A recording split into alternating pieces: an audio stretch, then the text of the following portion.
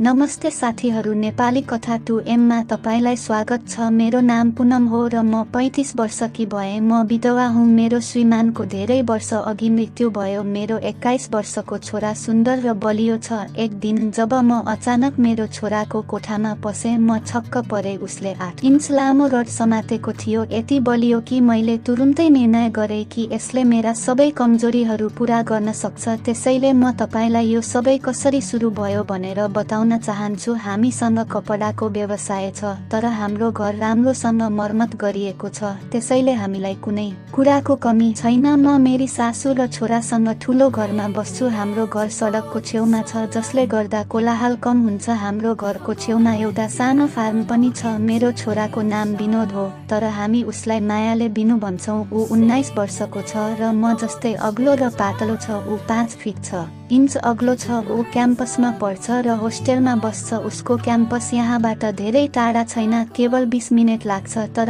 क्याम्पसको कडा नियमका कारण ऊ होस्टेलमा बस्नुपर्छ। ऊ महिनामा 2 पटक मात्र घर आउन पाउँछ, शनिबार र आइतबार। मेरो बारेमा कुरा गर्दा मैले भनेझै म 35 वर्षको छु। म पातलो र सुन्दर छु र म 5 फिट 4 इन्च अग्लो छु। मानिसहरू प्राय भन्छन् कि म बाहिर हुँदा म सुन्दर र आकर्षक देखिन्छु। म सामान्यतया कुर्ती, ब्लाउज, स्कर्ट वा चोली लगाउँछु र विशेष अवसरहरूको लागि मात्र सुट मन पराउँछु। जब म बाहिर जान्छु, मानिसहरूले मलाई हेर्छन्। मेरा केही साथीहरूले पनि मलाई यो भनेका छन्। एक दिन मलाई विनोदको क्याम्पसकी प्राध्यापक निताको फोन आयो। उनले भनिन्, मेरो छोरा धेरै बुद्धिमान र तेज छ, तर पछिल्लो समय ऊ अलि अस्वस्थ र निराश महसुस गरिरहेको छ। उनले केही दिनको लागि उसलाई घर बोलाउन सुझाव दिइन् ताकि ऊ आराम गर्न र आफ्नो पढाइमा ध्यान केन्द्रित गर्न सकोस्। म सहमत भएँ र विनोदलाई घर ल्याएँ। हामी दुवै शिक्षित छौँ, त्यसैले हामी कहिलेकाहीँ अङ्ग्रेजीमा कुराकानी गर्छौँ। विनोद घर आएको केही दिन यसरी नै बित्यो। बिहान म मेरो पसल जान्थेँ र विनोद कहिलेकाहीँ सडकको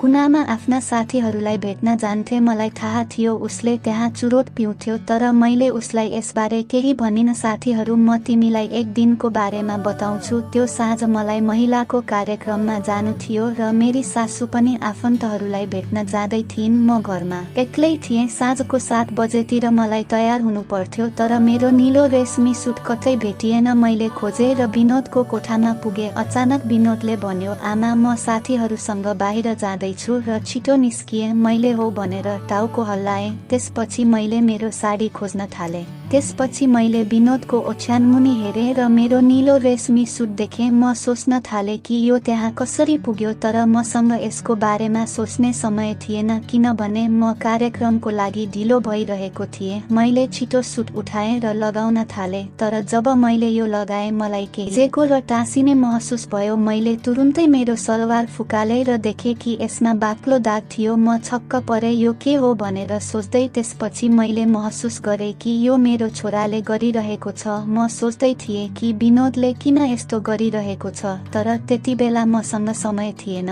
त्यसैले मैले उही सुट र सलवार सफा गरेँ, लगाएँ र गएँ। केही समयपछि मलाई अनौठो रमाइलो महसुस हुन थाल्यो। भोलिपल्ट त्यस्तै केही भयो। बिहान जब म पसलको लागि तयार हुँदै थिएँ, विनोद हतारमा बाथरुमबाट बाहिर निस्कियो र भन्यो, आमा, म बाहिर जाँदैछु। मैले हो भने र ऊ गयो। म कपडा फेर्दै थिएँ। त्यसपछि मेरो नजर बाथरुममा रहेको कपडाको टुक्रामा पर्यो। म हल्का मुस्कुराएँ, किनभने मलाई यो सबै मन पर्न थालेको थियो। त्यसपछि आइतबार म मेरो महिला समूहले आयोजना गरेको कार्यक्रममा जानुपर्ने थियो। म त्यो साँझ त्यहाँ थिएँ। भोलिपल्ट बिहान म घर आएँ र विनोद आफ्नो कोठामा थियो। केही समयपछि ऊ बाहिर आयो र भन्यो, आमा, म जाँदैछु। मैले उसलाई जान दिएँ। ऊ गएपछि मैले उसको ओछ्यान बनाउनको लागि चादर र तकियाहरू उठाएँ। त्यसपछि मैले तल हेरेँ र फेरि त्यही देखेँ। अब यो सबैले मलाई सताउँछ। मलाई साँच्चै यो मन पर्न थालेको थियो। विनोद किन अलि नर्भस भएको थियो भनेर म बुझ्न सक्थेँ। सायद उसलाई यो सबै रोमाञ्चक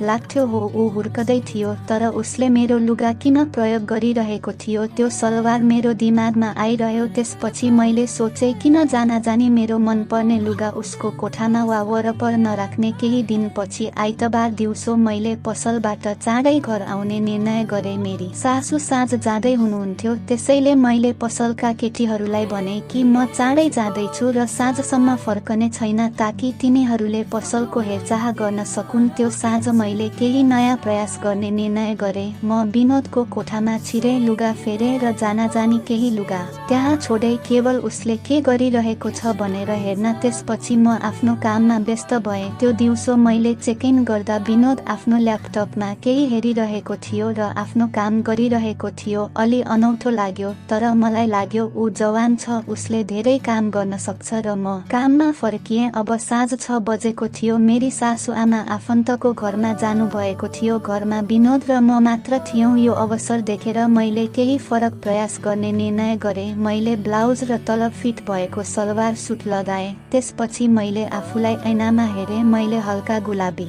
लिपस्टिक लगाएँ, निधारमा सानो टीका लगाएँ र कपाल खुला छोडे। साँचो भन्नु पर्दा म एकदमै सुन्दर थिएँ। त्यतिकैमा विनोद भित्र आयो। मलाई देखेर ऊ छक्क पर्यो। उसले मलाई माथि तल हेर्यो र केही क्षण मलाई हेरिरह्यो। मैले भने, हे विनोद, तिमी किन यसरी मलाई हेरिरहेका छौ? तिमीलाई चिया चाहिन्छ? विनोदले जवाफ दियो, होइन, म बाहिर केही पिउँछु। मैले भने, होइन विनोद, त्यसो हुँदैन। तिमी आज मसँग चिया पिउँछौ र हो, मलाई थाहा छ तिमी चुरोट पिउँछौ। यदि तिमी चाहन्छौ भने आफ्नो कोठामा गर। त्यसपछि मैले भने, आऊ विनोद, ग्यालरीमा जाउँ, चिया पियौँ। हामी दुवै ग्यालरीमा गयौँ। मैले उसलाई सोधेँ, विनोद, आज तिमीलाई कुनै समस्या भइरहेको छ? उसले भन्यो, आमा, जब तिमी वरपर हुन्छौ मलाई कुनै चिन्ता हुँदैन। मैले भने, हे, म तिम्रो आमा हुँ, तिमी मलाई जे पनि भन्न सक्छौ। सायद म तिमीलाई मद्दत गर्न सक्छु। तर उसले केही भनेन। हामी दुवै चुपचाप उभियौँ। हाम्रो फार्म अगाडि थियो र त्यहाँ एउटा सानो झुपडी देखिन्थ्यो। त्यतिकैमा त्यहाँ 2वटा कुकुरहरू आए। केही समयपछि भाले कुकुरले माधवसँग खेल्न थाल्यो। तिमी बुझ्न सक्छौ? विनोदले तिनीहरूलाई धेरै ध्यान दिएर हेर्न थाल्यो। मैले अचानक भने, विनोद, सुन, तर उसले यसलाई बेवास्ता गरेन। उसको सम्पूर्ण ध्यान ती कुकुरहरूमा मात्र थियो। त्यसपछि मैले ठुलो स्वरमा भने, विनोदले तिमी मेरो लुगासँग यो गर्छौ होइन? ऊ छक्क पर्यो र भन्यो, हो। त्यसपछि एक क्षणको लागि नर्भस हुँदै उसले मलाई हेर्यो। मैले भने, स्पष्ट रूपमा भन, म सत्य जान्न चाहन्छु। विनोद लज्जित भएर त्यहाँ उभियो र टाउको निहुरायो र बिस्तारै भन्यो, हो आमा। मैले भने, विनोद, मलाई बिना हिचकिचाहट सत्य कुरा भन। यदि तिमीले यो गर्यौ भने लाज लाग्नु पर्ने के छ? ऊ एक क्षण रोकियो। त्यसपछि टाउको निहुराएर भन्यो, हो आमा, म गर्छु। मैले भने, विनोद, यस्तो होइन, मेरो आँखामा हेरेर भन। ऊ चुप लाग्यो। मैले भने, विनोद, एक पटक स्पष्टसँग भन, तिमी किन डराउँछौ? तिमीलाई मसँग किन डराउनु पर्छ? ऊ एक क्षण रोकियो, मलाई हेर्यो र भन्यो, हो आमा, म गर्छु। मैले भने, ठिक छ, आउनुहोस्, आज म तिमीलाई साँचो खुसी दिनेछु। विनोदले छक्क पर्दै सोध्यो, साँचो खुसी? मैले भने, हो विनोद, आज म तिमीलाई साँचो खुसी दिनेछु। उसले हिचकिचायो, आमा, तर मैले भने, हे, तिमी फेरि तनावमा छौ। ठिक छ, पहिले चिया पिऊ, म तिमीलाई चिया ल्याइदिन्छु। त्यसपछि चुरोट तान्नुहोस्। त्यसपछि आमा भित्र आउनुभयो। मैले तिमीलाई बोलाएपछि मात्र भित्र आउनुहोस्। मैले उसलाई अर्को कप चिया दिएँ। मैले उसको कपमा अलिकति थपिदिएँ। मलाई थाहा थियो कि उसले पिएपछि आफ्नो मन परिवर्तन गर्नेछ। मलाई यो पनि थाहा थियो कि मेरी सासु 2 दिनसम्म फर्कने छैनन्। हाम्रो छिमेकमा सत्सङ्ग भइरहेको थियो र भक्ति गीतहरूको आवाज गुन्जिरहेको थियो। चिया पिउँदै गर्दा मैले घरको ढोका र झ्यालहरू बन्द गरेँ र पर्दाहरू खोले। भान्साको बत्ती मात्र बलिरहेको थियो किनकि बाहिर हल्का पानी परिरहेको थियो र अँध्यारो थियो। भान्साको मधुरो प्रकाश शयनकक्षमा पुग्यो। चिया पिएपछि विनोदले बाल्कोनीमा चुरोट तान्न थाले। मैले उसलाई बोलाएँ, विनोदले भित्र आऊ। मैले भने, म पर्खिरहेको छु। ऊ भित्र आयो। म ओछ्यानको छेउमा उभिरहेको थिएँ। भित्तामा झुकेर विनोद मेरो नजिक आयो र मलाई हेर्न थाल्यो। मैले उसको हात समातेर उसलाई नजिक तान्यो। तल सत्सङ्ग र भजनको आवाज थियो र माथि हामी बीच फरक वातावरण विकास भइरहेको थियो। केही समयपछि हामी शान्त भयौँ। विनोद धेरै खुसी भयो। आज मैले उसलाई जीवनको साँचो आनन्द दिएको थिएँ र म पनि धेरै वर्षपछि धेरै खुसी थिएँ। त्यसपछि केही समयपछि विनोदले भन्यो, आमा, म केही समयको लागि बाहिर जाँदैछु। मैले भने, ठिक छ, जाऊ र अलि घुम। अब म धेरै खुसी भएँ। सहयोगमा विनोद र म आज राति एक्लै थियौँ र विनोद बाहिर घुमेर फर्किए। त्यसपछि हामी दुवै खाना बस्यौँ। मैले भने, आज राति हामी 2 जना मात्र छौँ। विनोदले जवाफ दियो, आमा, आज रमाइलो हुनेछ। मैले भने, हो विनोद, आज हामी धेरै रमाइलो गर्नेछौँ। त्यसपछि उसले मलाई बाहिर जान भन्यो। उसले भन्यो, आमा मेरो एउटा अनुरोध छ। मैले सोधे, छोरा मलाई के भन? उसले भन्यो, आमा म एउटा काम गर्छु। मैले भने, हो भन के? मैले सोधे, तिमी फर्किएपछि व्हिस्की लिएर आऊ, आज हामी अलिकति पिउँछौ। मलाई थाहा छ तिमी आफ्ना साथीहरूसँग पिउँछौ। विनोदले जवाफ दियो, हो आमा पक्कै। त्यसपछि उसले भन्यो, आमा आज मसँग चुरोट पिउनुहोस्, मलाई थाहा छ तिमी पनि चुरोट पिउँछौ। मैले भने, हो विनोद, तिमीले भने जस्तै हुनेछ। त्यसपछि उसले भन्यो, आमा तिमी फर्किएपछि म तिमीलाई एउटा विशेष चुरोट दिनेछु। राति भइसकेको थियो, रातिको 1 बजिसकेको थियो। मैले विनोदलाई मेसेज गरे, तिमी कहाँ छौ छोरा? उसले जवाफ दियो, आमा बाटोमा साथी भेटेको थिए, त्यसैले म अलि ढिलो भएँ। मैले लेखेँ, ठिक छ।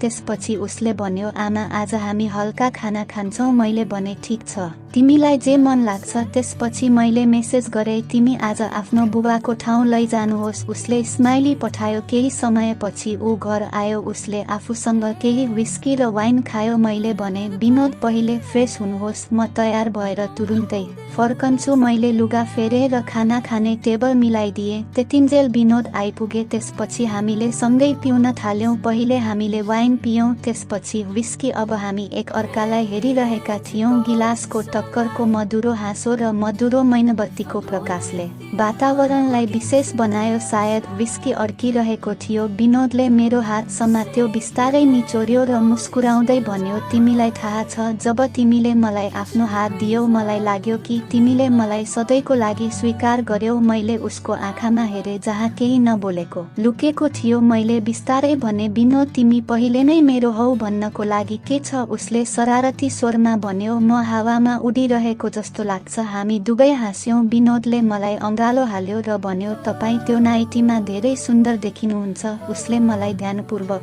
हेर्यो र भन्यो, यो राति हाम्रो हो। मैले मेरो टाउको निहुराएर उसलाई अँगालो हाले। मैनबत्तीको उज्यालो, नरम सङ्गीत र हाम्रो मुटुको धड्कन सबै हाम्रो बीचमा उभिएका थिए। चन्द्रमाले पनि आफ्नो चाँदनी फैलाइरहेको थियो, मानौ यो हाम्रो विशेष रातिमा भाग लिन चाहन्छ। हाम्रो मौनतामा हावा गुनगुनाउँदै थियो। मैले शिविरको काँधमा टाउको राखेर भने, राति कहिल्यै समाप्त नहोस्। उसले मलाई नजिक तानेर भन्यो कि यो यसरी नै रहनेछ र त्यो राति हाम्रो जीवनको अविस्मरणीय बन्यो। त्यसैले साथीहरू, यो हाम्रो सानो कथा थियो। यो कथाले हामीलाई सिकाउँछ कि सम्बन्ध बचाउने वा बिगार्ने हाम्रो हातमा छ। साथीहरू, कथा कस्तो लाग्यो कमेन्ट गरेर आवश्यक बताउनुहोला। ल फेरि भेटौला अर्को भिडियोमा। त्यतिजेलसम्म धन्यवाद।